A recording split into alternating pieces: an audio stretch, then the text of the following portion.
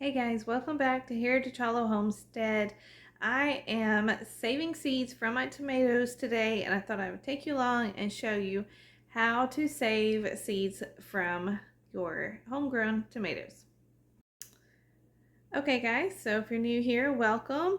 And if you're not, then you've probably heard me say several times in the last few weeks, I'm going to do several videos on seed saving, because I think that seed saving is a great skill to have. Super important right now, especially when people keep saying that they're buying seeds from the store and they're not having great germination rates on those. A great way to be a little more self-sufficient is to start seed saving, and that you have a guaranteed backup supply of seeds from year to year. And so a common thing that people like to seed save from, or they want to know more about, is how to save seeds from the tomatoes that you have grown. So I want to talk about that really quick, and then one of the first things I want to talk about is what type of plants you need to seed save from. Okay guys, so first let's talk about what type of plants and what type of fruit we are going to be seed saving from. My first tip here is going to be to start out with either heirloom or open pollinated plants and fruit that came from, and that way you're going to guarantee that whenever you save seeds from those and you plant those seeds next year, it's going to grow another plant that looks just like what you saved and produce fruit that looks just like what you seed saved from the year before. That is because heirloom and open pollinated seeds have genetics that are stable, and they are going to produce this fruit with the same characteristics over and over and over again, as long as they are not cross-pollinated in the process in your own garden. So this is a Cherokee Purple. It is a heirloom variety, and that is what I am seed saving from today. In fact, all of my tomatoes are heirlooms because I think that seed saving is really important, and that's what I choose to grow in my garden, are heirloom plants. I ordered the seeds from this tomato, the Cherokee Purple, at seedcatalog.com, and started those back in February, grew the little plants, and now I am reaping the fruit of those seeds. All right, so if you have plants growing in your garden that are producing fruit for you, and at the beginning, when you bought those plants or started those seeds, the seed packet or the plant little marker said hybrid, I would not recommend saving seed from that type of plant and fruit. The reason is because hybrid plants have been cross-pollinated with a mother plant and a father plant. They've been cross-pollinated to produce desirable traits that you will get out of that fruit. But the problem with that is, unlike heirlooms, the genetics in a hybrid fruit are not stabilized. They have not went through the many years that it takes to stabilize the genetics in a variety. So because it is likely that the genetics in a hybrid fruit are going to be not stable. That means if this were a hybrid, this were a tomato that was grown from a hybrid plant, and I save seeds from it, when I replant those seeds the next year, I would likely not get the same looking fruit as I did the year before, because the genetics were unstable. I might get the mother plant, what the fruit was from the mother plant or the father plant, or I may not get any fruit at all, which is actually what has happened to me in past times of trying to save seed, not really realizing that I was saving that from a hybrid fruit. I just didn't get any fruit at all. That took up a lot of space in my garden. That was wasted space while I waited trying to grow a plant that looked really good and it never produced any fruit. So that's how I learned myself the hard way, to just go ahead and go with heirloom or open pollinated seeds. That way when you start your seed saving process, you're going to have a lot better success rates with your seeds, and you're going to know what to expect whenever you plant those seeds the next year. Okay, so like I said, I have a Cherokee Purple here, and what I did whenever I was choosing a tomato to seed save from, I looked at the I have 5 or 6 Cherokee purples that were beginning to ripen, and I chose the one that was shaped the best and did not have any pest damage anywhere or any blossom rot, and just overall looked like the best piece of fruit. And so you definitely want to choose a piece of fruit going into your seed saving that has desirable genetics as well. So I'm going for, I want to seed save the genetics that are in this for pest control. I want it to be pest resistant. I want it to be, blossom rot resistant. Doesn't have a lot of blemishes. Now heirlooms, they do tend to split more often. That's actually just sort of a characteristic of these and I knew that going into that.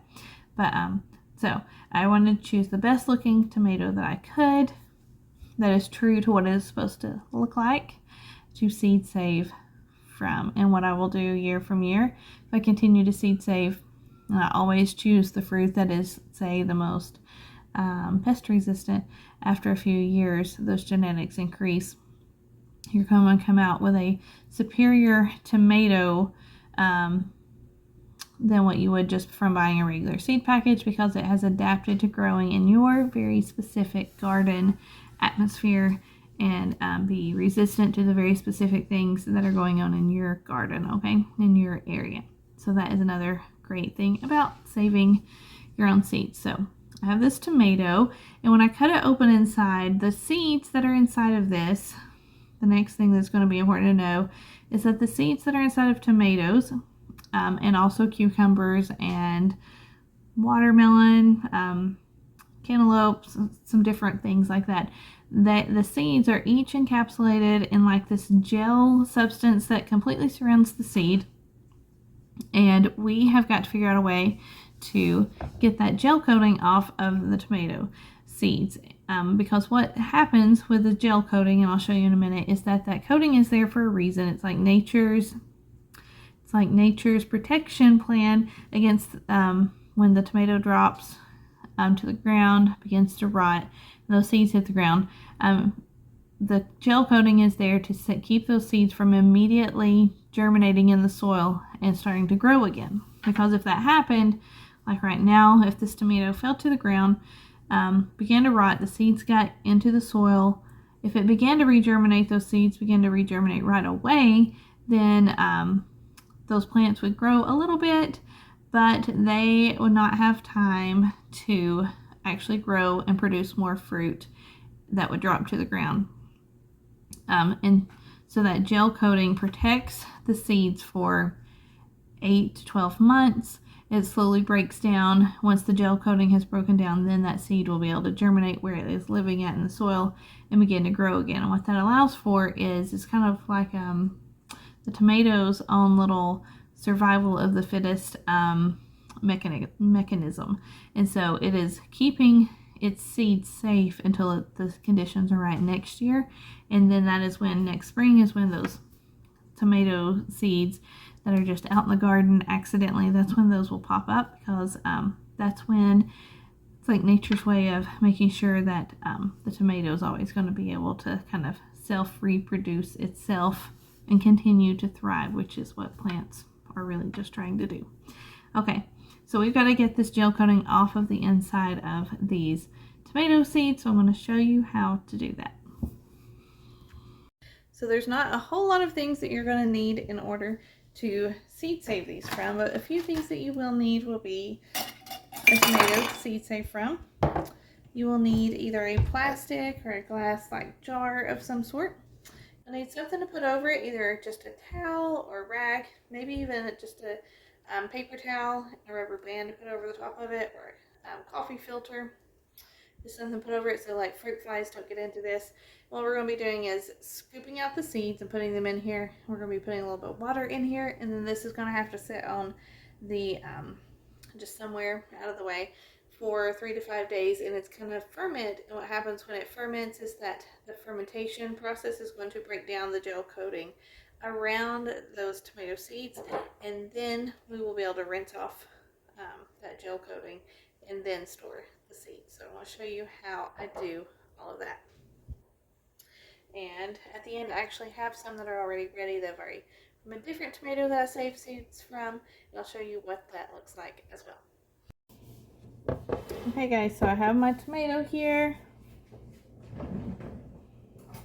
I'm just going to cut it in half.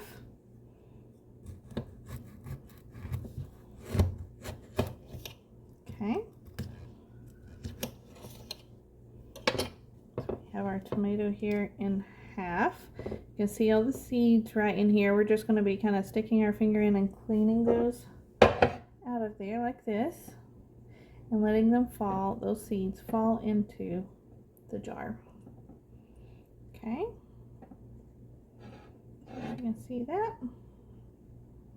And once I have most of the seeds out of that little cavity, I'm going to cut another slice into my tomato so that I can get to the next little, see how that was there?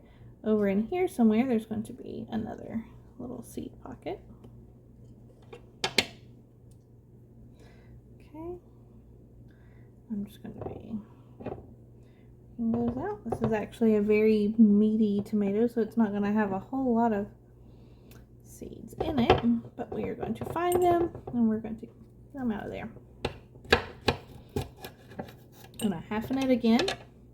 Here's some more seeds. I'm going to just rake those out.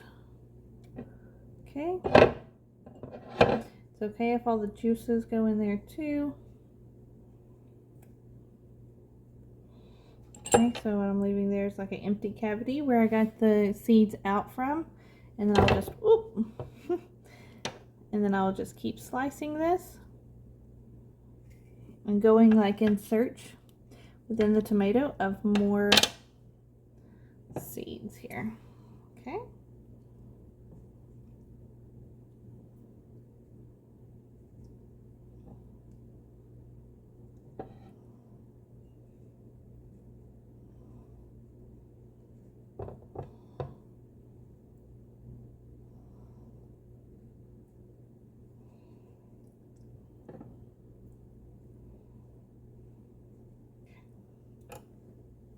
All right, and now I have this side, so let's get the seeds out of here. Just raking them out of the pockets, just like that. So if you can see here, see how this is very gelish? That's the coating that we're wanting to break down off of these tomatoes. Okay, so you can see at the end of this here I have my seeds and some of the juices in there of that, and that is fine, of this tomato. And what I'm going to do is fill this up just to about right there with water, and then we are going to cover this with a towel and just sit it to the side and let it ferment for 3 to 5 days, and I'll show you that. Okay, so I have my tomato seeds in here and just a little bit of water, and I'm just going to just sit it there and just let it sit. If you need to, you can put something over the top, but you don't have to. And we're just going to let it sit there and ferment for several days. And then what it's going to look like after that, it's going to look like this. And there's going to be some mold growing in the top. And that is going to be when you know that it has broken down and it is time to save your seeds. So I'm going to kind of stir that all up. And then I'm going to just run this all through a little colander to separate the seeds out from all of this. And then I'll show you what to do next. Okay guys, so actually I was able to just pour out the water out of this jar very gently that had been in here, and all the seeds stayed at the bottom, so I did not even need to run these through a strainer or anything. But if you have a small strainer and you have a lot of seeds that you're saving all at once, you may need to actually just pour all the water out, pour this into a small little mesh strainer to catch them all, and then go from there. I'm just going to go ahead and go with the little bit that is in here in this jar. These seeds were actually ox heart tomato seeds, and so I wrote that on my paper towel. And I'm just going to be spreading them out evenly on here. And then I'm just going to leave this paper towel just sitting out on my counter for a few more days so these seeds can completely dry, because they need to be totally dry before we save them and store them away. So I'm just going to tap this down, get my seeds out of here, hopefully. Okay, so I have my seeds out on here. What I want to do is I want to kind of spread them out here so they will dry, not all clumped together. So I'm going to spread them out so they're not all like that. Spread them around my napkin.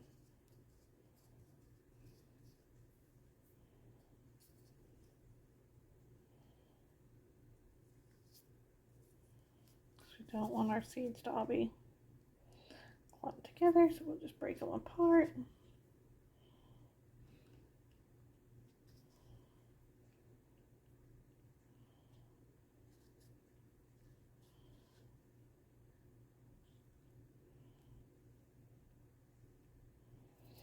Okay, so we'll have them all spread out, and we will let this dry for several days.